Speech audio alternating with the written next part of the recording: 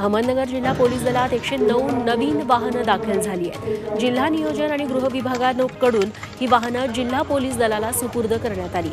46 car आणि 63 दुचाकींचा यात समावेश आहे।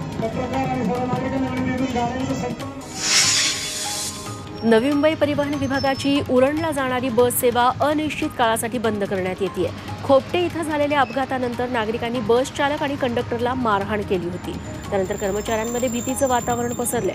त्यामुळे उरण मार्गावर धावणारी 30 आणि 31 नंबरची बस सेवा बंद करण्याचा निर्णय घेण्यात आलाय।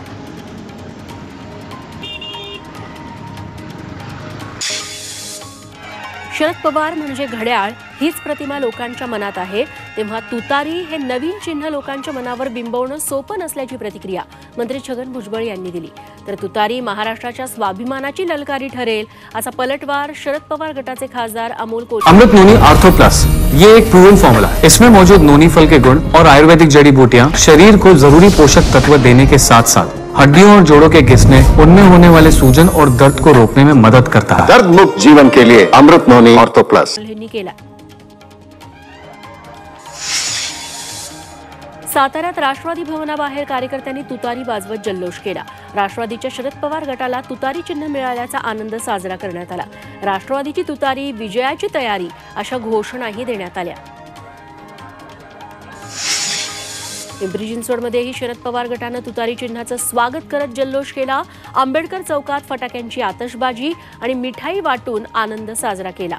पक्षाचं चिन्ह सकारात्मक असल्याचं सांगत हे चिन्ह लोकांपर्यंत पोहोचवणं सोपं असल्याचं शहर अध्यक्ष तुषार कामठेंनी सांगितलं। ठाणे राष्ट्रवादी कार्यालयात तुतारी वाजवत फटाके फोडून पेढे वाटून जल्लोष झाला। निवडणूक आयोगाने शरद पवार गटाला तुतारी निवडणूक चिन्ह दिलं। त्यानंतर ही तुतारी गद्दारांना गाडणार असे फलक घेऊन कार्यकर्त्यांनी ठाण्यात जल्लोष केला।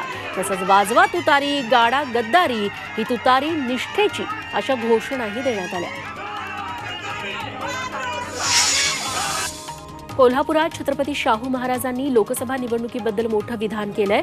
महाविकास आघाडीकडून अजून ऑफर आलेली नाही, मात्र येण्याची शक्यता आहे असं सूचक विधान त्यांनी केलंय। महाविकास आघाडीकडून शाहू महाराजांना लोकसभेसाठी उमेदवारी मिळेल अशी चर्चा आहे। त्याच पार्श्वभूमीवर शाहू महाराजांनी केलेल्या विधानानं चर्चांना उधाण आलंय।